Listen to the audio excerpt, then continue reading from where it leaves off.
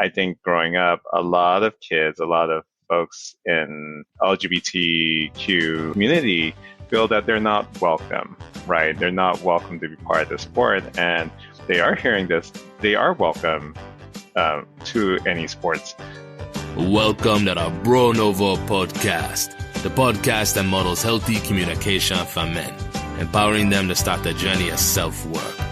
Now here's your host, Thomas Pierce.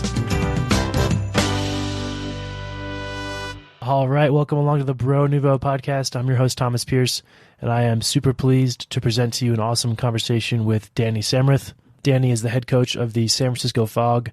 The Fog is one of the original IGR rugby teams in the United States and in the world. IGR is the International Gay Rugby Association. It's a global association of gay and all gender-friendly rugby clubs throughout the world. I had the great pleasure of playing for the Fog, and it really opened my eyes to a lot of the experiences and challenges that gay and non-binary athletes face. So I wanted to have Dany on because he has an awesome personality and story, but I also think that this perspective of lessons we can learn from our queer brothers and sisters is extremely valuable for everyone, not just athletes. Without further ado, here he is, Dany X. How you doing, Dany? Good, staying healthy and safe. Fully vaxxed. I'm excited. Hot vax Vaxxed summer, and right? vaxxed, baby. Hot vax summer is ready. It's ready until I pass out when I go inside a restaurant. So that's going to be the hard part over here. For our audience, man, who is Dany, and how did you come to be in this position of leadership in the San Francisco rugby community? Right. Well, who is Dany? I ask myself all the time. No, I'm kidding. No, I don't have any existential crisis. Name's Dany X, my nickname, or Dany Samrath, if you want the full name. I am currently, almost a decade, the coach of the San Francisco Fog, head coach out there. Basically, just been doing this for a while. I really I've done rugby since middle school, but I really never fell in love with rugby until I actually joined the Fog and saw how it affected a lot of the players out there. I played sports all my life at a pretty high level, but there was just something about the Fog and rugby that really glommed onto me. And so, of course, me being me, very commando, became the captain pretty quickly. And then somehow captain coach and then head coach to this bit. And so that's in a nutshell. And that's how we met on there when you were looking for a rugby team. I was like, who's this young athletic lad? He needs some coaching, and wanting you to join the team. And I think that was a pretty different experience for you versus all the other teams that you've been with, whether or not it was high school or college, and different environment. And you were exposed to a lot of things, just as me. It was a different exposure for me, and it was a good exposure. And so that's how I kept stuck at it, because of all the sports I played, I usually jump around, I did other things, or I would get bored, right? I'm bored. I'm too good at this, right? Or not that good at this, right? Just to be honest, like some sports I majorly suck at. I won't tell you which sports, but I think you can fairly guess. Rugby. Yeah. That's why I coach, right? Yeah. And so that's how I end up where I am today. But it is a very rewarding experience to be a part of the Fog and doing things. But yeah. Absolutely, man. Yeah, thanks for being on. And yeah, little did I know, that first practice, I rock up to San Francisco and I'm like, I'll go try out a few teams and see what's happening. And then it happened to be a Thursday, so we go over to the Pilsner Inn. Right. And there's Dany handing me a beer. And that was that. 3 years later, Oh, you know, what you happened? know, you know what happened. Your body changes, you do things, but I think that's just part of the experience of why I really enjoyed the fog, right? I mean, like just kind of a little background myself. Like I played sports again, all my life, and I came from a very different kind of background. I think that pushed me to be kind of more out there than usual, right? Mhm. I was born and raised in Inglewood in a predominantly black neighborhood, right? So, and being part of an immigrant family, you just learn to be you're going to be different, right? So how do you overcome your difference is either you dominate, right? You either dominate in sports or academia or something to show, hey, I am part of this community, right? And so I think for me, that gave me my confidence to kind of come out and do what I did, right? And so I didn't Mhm. have Mhm. the hangups that you have seen with a lot of our rugby brethren, especially on the fog or in gay rugby in general, because a lot of the times, most of the times, not nowadays, things have changed, I think, for the better.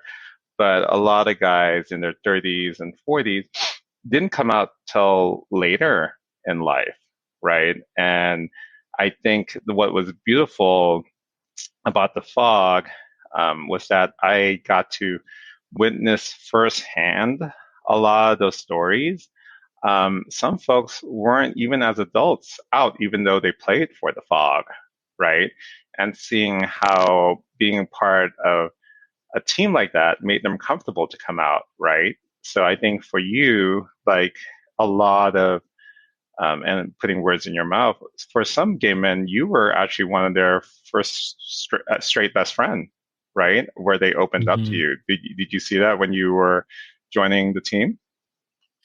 Absolutely. And when it really hit me was when I got um, the end of season award, the With You award, Right, indicating like making the rookies feel welcome, right.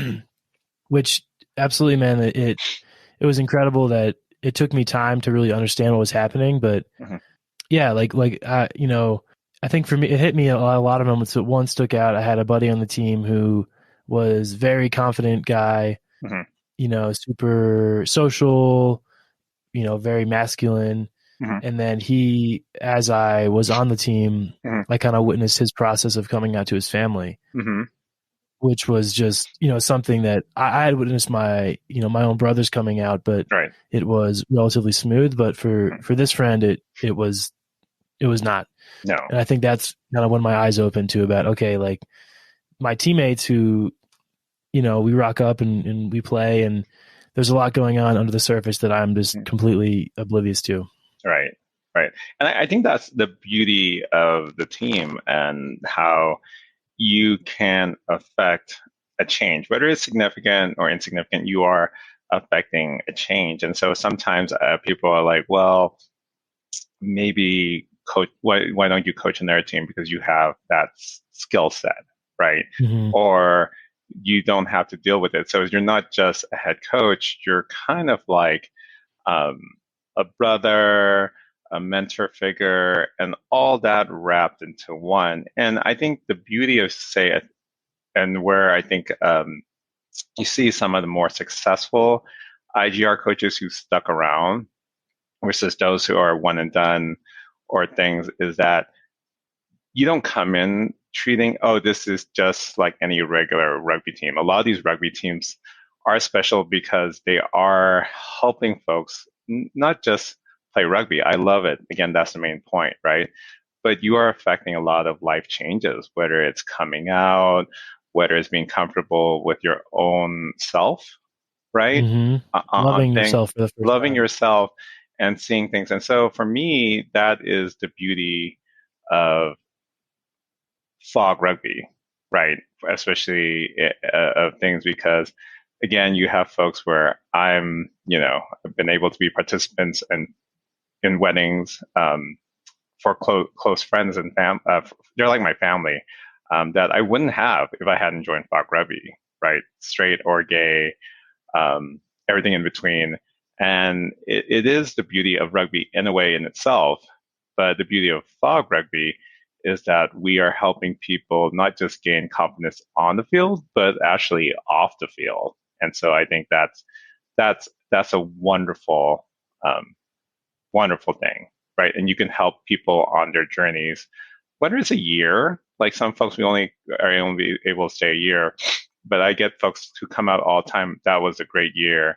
I learned things about myself that I didn't know about, and that they're happy that they did it. And there's some who are like the legends, like Dany, who has Yes, stayed every, from practice one till now, the last Wednesday. till last Wednesday, right? Not to say that old guys are the main part, but it helps for the new guys. It helps for a new person to see, Totally. hey, I'm part of a family, right? And when you see some of the new clubs, right, um, you'll have a couple of new folks that come out. It was a great season, onesie, twosies, but they come and fall, right? I've been doing this for almost 2 decades of IGR. Um, Outside, things change. Things always change, but there's always the constant presence. Win, lose, or draw, it's how strong some of the clubs can withstand it. So, like some of the folks, like the great Matt in Manchester, he's what I would say the Danny X of that team. They go Mhm. alive and strong, just knowing that someone like him is there, or London Steelers with their infrastructure that they built, right? So I think you can help motivate, and it helps people. I mean, you've seen a lot of stories how for folks who just first year or second year, gay rugby has helped their lives, changed their lives, straight or gay, and how it affects them. And so that's just the beauty. So if you're in your local town, go check out your IGR team, because maybe it's not the same kind of rugby team you are used to, but you might be affecting someone's life in a different way. So yeah. Absolutely. And the way I conceptualized of it was that basically by being consistent and being present, I could help provide some structure, Right. you know, and that was really amazing because it took my rugby, which was something that I didn't take for granted, but I just been doing most of my life, and I Right. loved it. It's kind of like Right. putting on socks. Like if I'm healthy, I'm going to go play. But Right. on the fog, I was able to help support the infrastructure, and just Hmm. after a while, I realized how impactful that was, and how having a few like glue people around could allow these, floaters or new people to come Hmm. in who then just love it. Like Right. there's some who fall off, and there's some who absolutely love it, and now they're going to be ruggers the rest of their lives. Right. Right. And And it's so cool. and Yeah. yeah, no, it's awesome, and it is leadership, right? It's a different type of leadership, and it comes from different places, right? Some people think, oh, I'm the leader because I'm the captain. That doesn't make a leader, right? Some coaches says someone's a captain because that guy can talk to the ref, right? Doesn't make him a Hmm. real leader. It just means he can talk to the ref um, really, really well, right? Some coaches think, oh, it's the guy who's my main fitness guy, right? The MVP, the best players, uh, my, that's the leader, right? But everyone can be a leader, right? I mean, everyone from the guy leading stretches to guy doing warm up to the girl wrapping your bandage, right, to get you ready for the game, or or Tina, legend, she's Hmm. probably the alpha of the team, like, even though I'm the head Yeah, coach, yeah, I'll admit it, I'll stand down, right, yeah. Yeah. when it comes to things. Yeah, if Um, Tina's mad, that's it. yeah, Everyone get shuts out. up. I'm like, that's okay, I'm out. But no, but I think, again, I think what rugby in general allows, everyone has an opportunity, because again, each position is important, right? You can have, um, right? I mean, like I said, we could have Dan Carter on our team. We won't win the national championship, right? Unless all 15 guys are all, and girls, or depending on items, um, Hmm. are ready to play, right? And so it's a beauty of that sport. And the beauty of, say, an IGR team is because a lot of these teams are fairly new, right? I mean, King's Cross has only been 25 years. We're barely reaching our 20th. I mean, we passed our 20th anniversary, and we're the fourth oldest IGR team in the world. But a lot of them are fairly new. A lot of fairly new, and Totally. I think it helps people. People don't realize that a lot of these concepts are new. A lot of these concepts of gay rugby is still a relatively new thing, and there's a lot of things to work on, right? Especially with the transphobic laws that are being passed through England Rugby. There's just a lot of stuff that still needs to be worked on, right? So just by having a presence, by being part of gay rugby, whether or not you are gay, you're making a difference, right? As long as you are buying into it versus, oh, I'm just here. This is just any regular club, which again defeats purpose because it is a different club. It's not your one and done. It involves a little more involvement to truly get out of it, right? But if it's just some team you want to join in and do things, yeah, that's your prerogative. But I think if you join a gay rugby team or an IGR team, um, you're doing yourself a disservice by not participating in its goals and its mission, because then it's just a smokescreen. You're just taking a spot from someone Who um, actually would give a shit? Yeah, who gives a shit. And absolutely. that's the thing. And yeah, I mean, it was amazing. Like you have the Mexico City tour jersey on. Mhm. We played that. We went down there, and there was a new club, and Mhm. that was when I realized like the impact of the Fog Mhm. family has Right. by us going. Could help to lend some credibility. Right. The class, tournament. I'm playing scrum half, Mhm. and how does that happen? No one knows, but we play. It's fun. Yeah. Afterwards, the other scrum half comes up to me. He's like, "Man, like that was so incredible. You tackled me like so hard." Right. And I was like, what?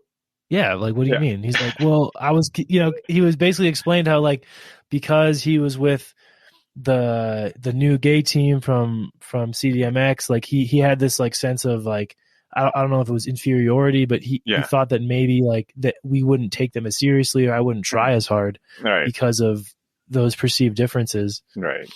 And it was so amazing that literally me just playing normally Yeah. had such a cool impact on him Yeah. and meant a lot to him and in Right. turn meant a lot to me.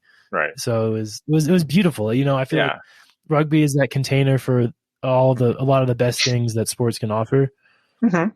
It like can. magnified. Yeah. Yeah. It can. I think presence matters. It is very revolutionary, right? When we show up, right? When you always show up, and maybe for better or for worse, I was always Mister. If we have 11, 10 guys, it counts. We're going to make the game happen, right? Maybe to my own injury and detriment, right? Because presence Right. matters, right? Sometimes people, Dany, just cancel the game, just forfeit. I'm like, F that, right? Mm. Because what you do today could affect something, right? And going back to a lot of these Latin America tours, kind of where we were in Medellin, and one player had wanted to come play with us, right? He was playing for another side in Medellin, and just didn't feel comfortable about it, right? But just us being there. Next season, he transferred to the team that we were playing against and is an out player, right? So we helped someone feel comfortable in their own skin playing rugby. So I think that's the beauty of being part of the fog, is that our story is known, and that's why I'm always about keeping keeping it going, keeping the right, keeping it for better for the right way of doing things, right? Not and just knowing our effect, right? Because we are Mark Bingham's team, we are one of the older IGR teams, and we've been around, right? And we have had affected a lot of change, right? Especially with a lot of the teams that we play against locally. It's not just internationally, locally from respect.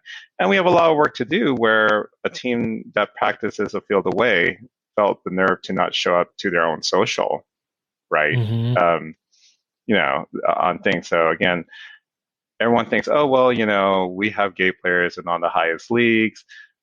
Things are going great. It's still the same, even in San Francisco, where a team that's playing in our own division only had 5 guys show up for their own social, right? Just call it what you want, Tommy Boy, but that's totally homophobic to me. So absolutely, I've come around a long way since the day that happened. Just so you know, as I've educated myself more and just thought about it, that was fucked up. That was absolutely, and it's not okay. It's disrespectful on a lot of levels, but for any team to do that to any, to do it to any club is disrespectful. But then to knowing everything we just spent this last time talking about, that these guys know about what it means to our players in the Fog, who maybe never had a social with a straight, and that was the team, first. And for some of those guys, that was their first social, right? And so that to me is why I keep on doing this. That to me is why I keep on coaching and staying with the Fog, right? Because to me, those things matter, right? And it shows that we have a lot of work to do, right? Because we can say, oh, well, this team from Eureka, didn't party with us. That's one thing. Actually, they do. Those quote unquote hillbillies do. They love right? it. They love it. The Eureka, for our and I think it defeats our own prejudices, right, about people outside of it. But it also gives us kind of an insight of how internally, like even just my next door neighbor doesn't want to share a beer with me. So then there's a problem right there, right? Just a beer after rugby is not, we're not going, that was their venue, their choice, their alcohol, right? On things. I know. Yeah. But minus that, I think it is changing for the better, because things like topics like, trans players playing on teams has been blown wide open more. Things, how we use words, languages, right? Those kind of topics. That's kind of out there. So I think that is the beauty of Fog Rugby, but it's also the beauty of rugby, because again, most teams, right? Let's not count your D1 teams, but like most D2, D3 teams around the country, they're not going to be able to sometimes field 15 to 18 guys, right, for a game, right, depending on the league. And you need everyone, right? And there's a bunch of athletes. There's a bunch of athletes that you can find, right? There's that guy in the gym, that fast runner, that needs to be part of the team. Like, look at your co-captain during your season, Joy, right? Mm-hmm. By any means, right? And he listens to this, he knows how much I love. You look at him, you're like, who's that queen running out there? But I think, right? But again, he's gonna punch me later, right? But I think from my own experience of watching him play, I know that was a fucking leader, right? And so Totally. I think that's where you have to have someone with experience with IGR rugby and who truly embraces it, not someone who's going to be like, oh, look at that specimen, right? You really have to work something out. And so I think this is for me, my own coaching exercise of, oh, that guy with the, who can bench press 500 pounds or squat something, ridiculous. Is he a rugby player? Maybe not, actually. It's that queen whose dresses in drag, but they're going to be fierce. They're going to be fierce off the field and on the field. And I think they're going to act with integrity and stand up for their teammates. Yeah, that's a change. And that's another leader. That's leadership to me, right? Mm-hmm. Changing that point of view and what makes a leader, and with rugby and how it can make anyone a leader if you choose. Absolutely. To. Yeah, absolutely, dude. I mean, Yeah, the reason my personal inspiration around it comes from being like discarded from the other sports team, didn't make the lacrosse team in high school, and Right. then I found rugby, and it's the beautiful balance of humility and confidence that keeps me like addicted, you know, because on one hand, I'm never going to be the biggest, fastest, strongest, baddest guy, toughest guy in the field ever. Right. But within that 80 minutes, you know, if I keep the work rate up and have a never say die attitude, I will have a moment of impact where I can turn a game or, you know, put Right. on the cape and feel like Superman, you know? Right. Right. And it's so cool. And it totally applies to the rest of life. Yeah. And after playing on the Fog, that's why I care about it. And, Mm-hmm. you know, why I'm trying to platform, you know, voices like yours, because these opportunities should be afforded to everybody. Yeah. Not just the kids, the fucking straight kids, you know? Right. And I think that's the one beauty or one thing, you know, like with gay rugby or the gay games for other sports. I mean, I'm, you know, personally, because I've been involved in gay rugby, and some gay rugby fans, oh, there's no other sports. I'm like, no, there's other sports. Like there's a sport for everyone. Mm-hmm. But it's just that I think growing up, a lot of kids, a lot of folks in LGBTQ community, because of society or what we've been told or languages used, feel that they're not welcome, right? They're not welcome to be part of the sport. And if they are hearing this, they are welcome to any sports. They should go out there, but it is hard because some of the options aren't there for them, right? Or some of the coachings or some of the coaches or the folks who are running these teams aren't welcoming yet. And so it is hard. It is hard. So that's why I'm glad that there is a space, at least in the rugby community, for folks to join on these things. So, and that's one thing that a lot of gay, queer, lesbian kids didn't have growing up, because whatever community they aren't accepting of it, because again, not everyone's a star, right? And so sometimes you discard those guys from there. And then if you think, and I think growing up, you played sports all your life, someone that shows a weakness, the kids are brutal.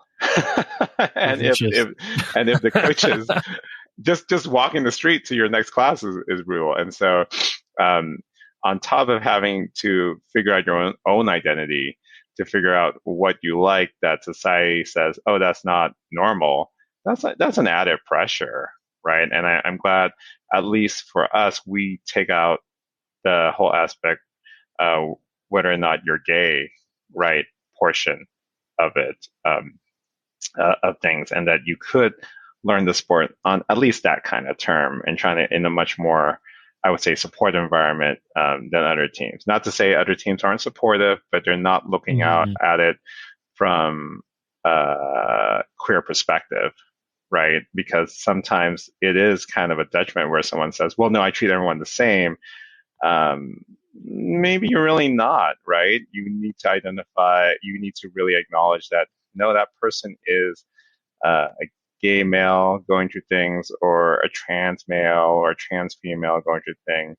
It's kind of like that term as we've seen with Black Lives Matter, or the Asian hate crimes we're seeing, where some folks go, well, I don't see race. No, you should see race, because that is you're telling me you are denying my race on doing things. And so whereas it's the same thing going to another club or doing things, I'm denying your gayness, I'm denying your queerness by treating you the same or pushing you on the same terms, because you need to adjust your language. You need to adjust how you're thinking, because there are things we're addressing, and there are things I'm learning, right?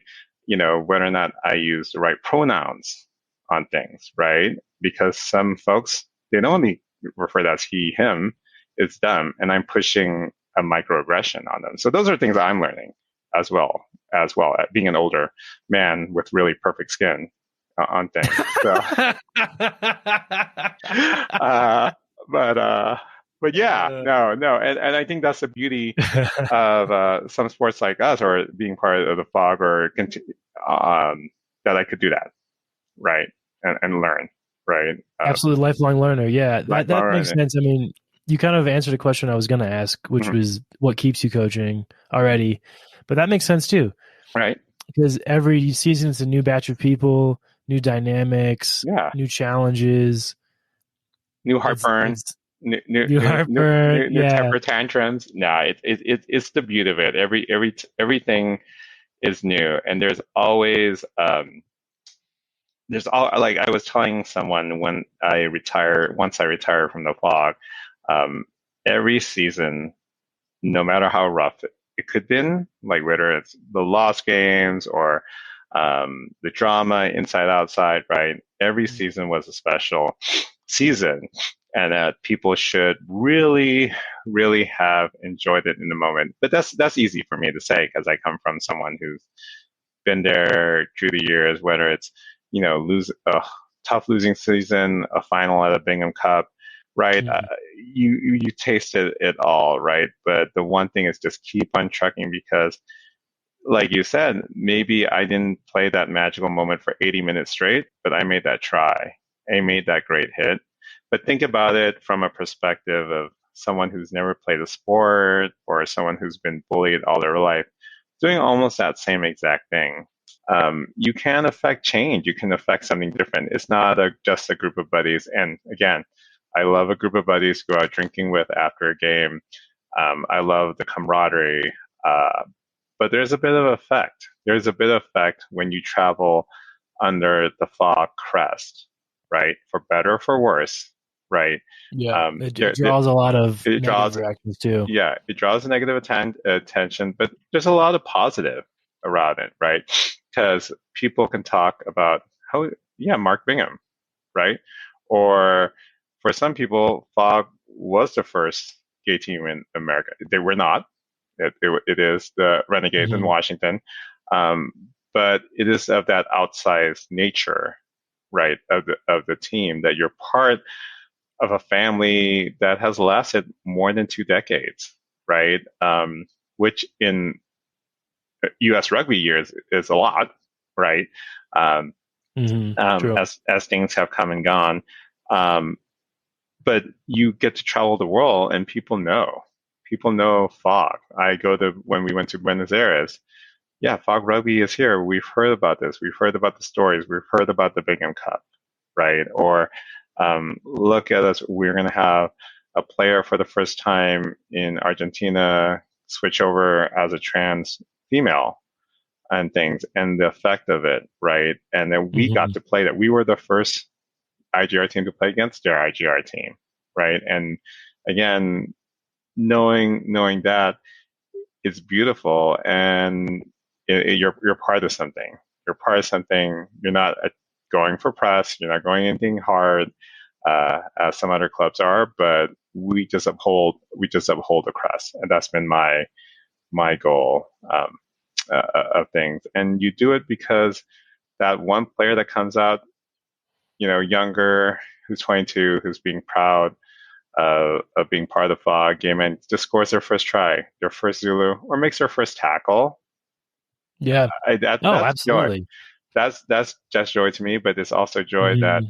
everything you do does affect, and it is, we get messages from all over the world on the inspiration that we're a part of, even now. And it's not just not Mark, it's just everything we do constantly, like going to Cuba, going here, going from these other items outside of, I call it the IGR bubble, right? And really affecting kind of a change even on a lower level. For sure. And to bring it around to the target audience of the show, right? Because when I'm conceptualizing about how do I get other straight people to understand the severity, Mm-hmm. like what most straight athletes I talk to about this or explain the fog, Mm-hmm. there's, I don't want to say, I did actually, I will say it is dismissive. They're like, Mm-hmm. oh, they might feel that way, but that's not how it was meant. And it's like, Right. Are you serious? Like you're discounting their experience already in that Right, dismissal of right. their own lived experience if someone's trying to tell you. So yeah, I guess that's what I want to communicate is that like this homophobia in sports is super, super real. Right. And there's a reason that there are, I don't think any gay NFL players out right now. Not currently, not on an active roster, Not right? what's up with that, right? Yeah, Like, I think it's money, right? And mm, time and things and someone said like, what if it was someone like an Aaron Rodgers, right? But it would have to be Aaron Rodgers now, not Aaron Rodgers starting up, right? Because it mm, it is uncomfortable, right? Because everything, like I was saying, everything can be a microaggression where you're living with it constantly, right? Where we're saying someone's going back to that example of, oh, well, Dany, I don't look at race, or Dany, I don't look at sexuality when I'm playing coaching. Well, that means you're discounting me. I don't exist in your eyes, right? I do want to be treated the same. That's not a thing, but by you denying me something, because you're not denying Thomas and his straight thing, right? Like you're not saying, "Hey Thomas, how's your girlfriend doing?" You're not going to say the same thing to me. How's your boyfriend doing? Right? Like that to mm, me mm, is an aggression because it means there's a connection with you versus a connection with me, right? And it's just those little things that uh, the term "what death by a thousand cuts," right? Of not mm, feeling accepted. And so, yeah, no, I can hear you because someone's saying, well, no, I accept my, gay friend, but I think on only on your terms, not on their terms, right? And so I think, and even on your own terms, going back to the team that only showed with 5 people at their social, you are not going to accept us, and we're not even going to have come to our own social on things, right? Which is to me a big insult, right? We came on your own terms, and it's still not enough, right? So how more totally. how more do we need to do? So why is it me having to educate you, not you, Tom, but like, Right, why right. do I have to go out? Why do I have to go out of my way so that for you to slap me in the face again, right? And so I Mm, think that's where uh, it is a need for a gay rugby team to be around. There is a need for us to be acknowledge each other's difference and also to celebrate it, right? And know where things are coming from because we don't, some folks haven't had the privilege to do certain things, right? Like either it's economic privilege, either it's racial, right? There's just so much kind of things that people don't get to have a chance to do or get to chance to express. Because I mean, if you look at our team, there are some folks I'm like, holy crap! What if I had taught them rugby in high school? Beast, right? So right. they're starting out 20 years behind everyone else, and they're coming up to speed, right? But what if if say a gay kid comes out to a fog rugby game and there actually has been, and now they're playing rugby, right? So that person has now felt comfortable coming out, and it could be your niece, it could be your nephew, it could be someone family, it could be a family friend. It doesn't even have to be family. It could be someone knowing that you affected a kid's life just by having your presence, right? And knowing that it's okay to be gay, it's okay, right? Because I'm seeing a lot of kids now coming out earlier and earlier. I was a special case, right? But I'm no Hmm, longer a hmm. special case. The more That's I'm building awesome.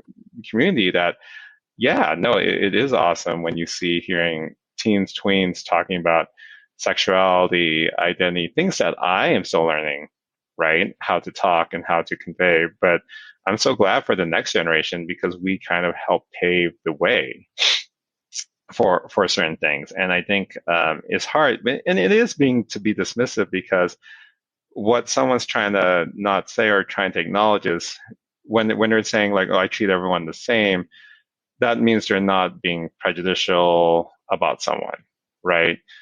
But sometimes that's the opposite tact, right? By not acknowledging that there is a problem, it doesn't go away magically. It goes away for that person, right? But I still live life as a gay man, a man of color, Mm-hmm. on Mm-hmm. things, I cannot, go hide Right. that Yeah, on you don't anything. have the privilege of going out Yeah, in the world and yeah, everyone just being like, right, "Oh, I don't see how he yeah, looks," and yeah, yeah, it's like, yeah. And yeah, so that's not how it works. that's Like, the case. And so I think it is important. And if someone wants an inkling of checking out, it'll be a different experience, right? It might not be an experience for you, but what I hope someone finds, if someone's coming from that straight world athlete or just straight world going into a gay team, predominantly gay team, gay inclusive team, what have you, making sure I use the right terms, right? um, you're that, canceled. yeah, I'm probably canceled. Uh, uh, that they'll find something different. And I think for the one beauty, I think, keep me honest, Tom, is that some of our straight guys are kind of a little quirky, right? Totally.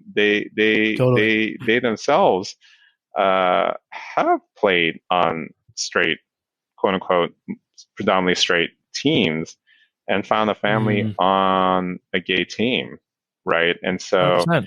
because we are more accepting of quirks, right? We acknowledge, oh, hey, this is your jam. You're still my brother. Let's have a drink, right? I'm going to acknowledge you on that, right? And Mm. those are things as well.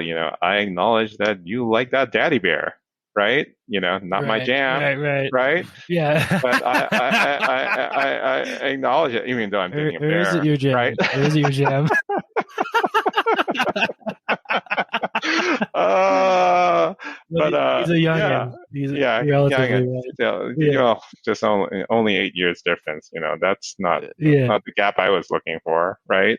But Oh, yeah. he's You're a looking for he's a 20. You're looking for 20. stop it.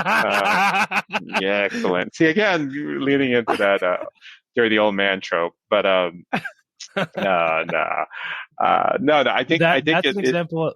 yeah, huh? So, yeah.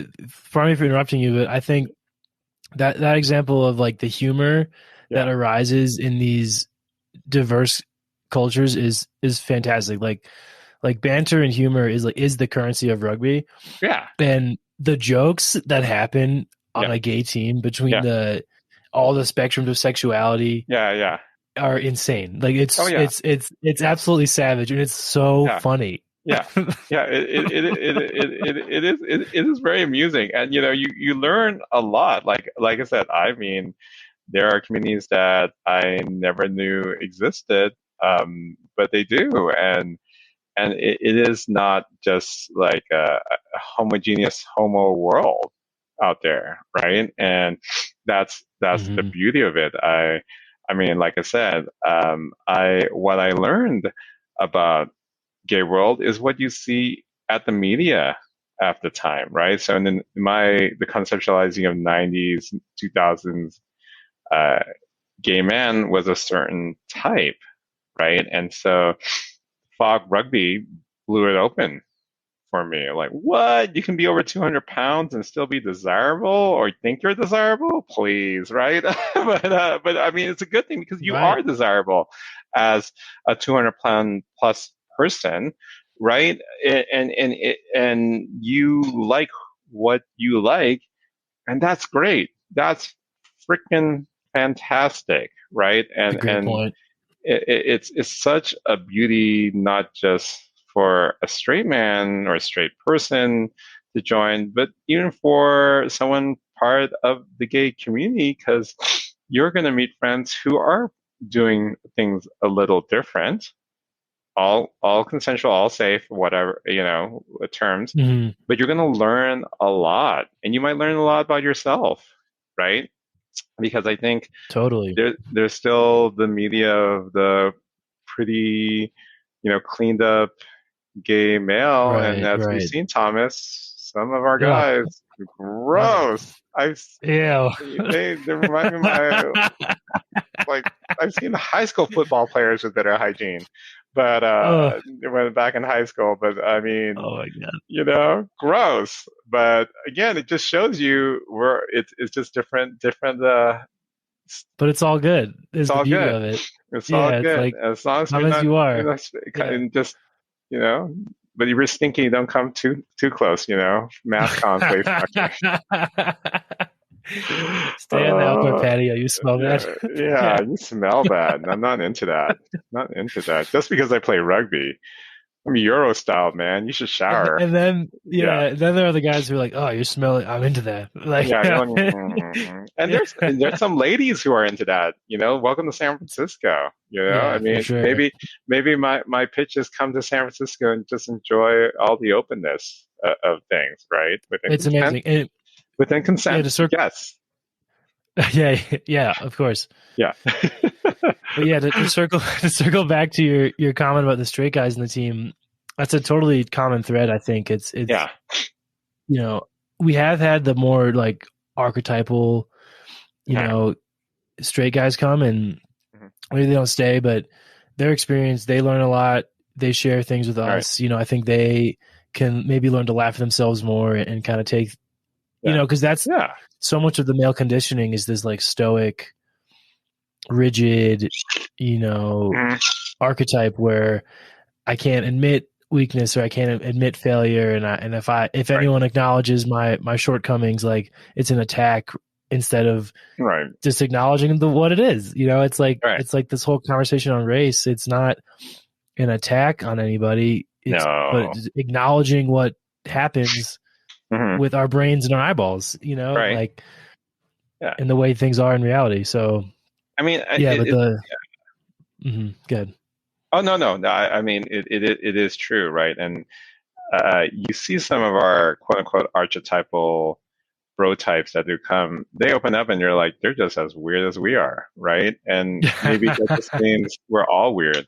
But I think the beauty of it is that uh, you can be weird among these friends. You don't have to be best friends, right? You don't have to be the best. But I know every Tuesday, Thursday, Saturday, Tommy Boy is going to be there. He's got my back in practice in the Mm-hmm. game. Mm-hmm. I can share a drink. We can party up on Toad Hall, right? Dancing and doing things. But um, and I do think the beauty of rugby and fog rugby in general is you're going to make friends that you never thought you have. And I have made friends in the gay community. I think I would have not had if I had not found fog rugby because I was the archetypal douchebag bros athlete, right? And the type Mm-hmm. of gay men that I hanged out were the archetypal, hey bro, right? Kind of thing. It changed. I think it changed both of us, right? Totally. From what I call that hyper masculine gay dude, right, to more someone who's just really understanding or trying to be understanding on things and identifying what could make a great rugby player because you're missing out. People are missing out on that femme queen.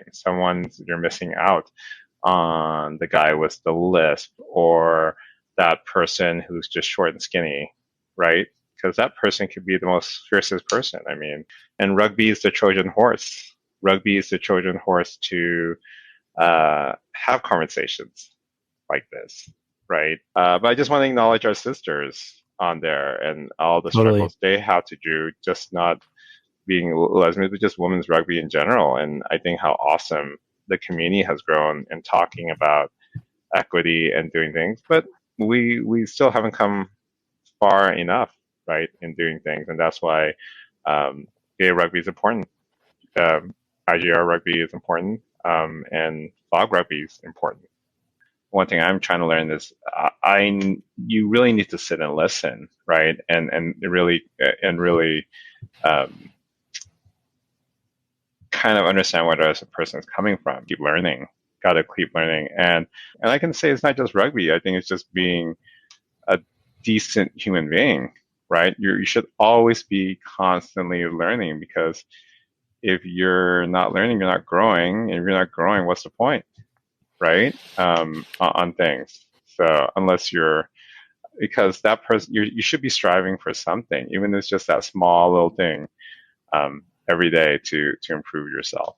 So, I mean, as a man, as a woman, as a person, that should be the goal of things. And I think that's why Amen.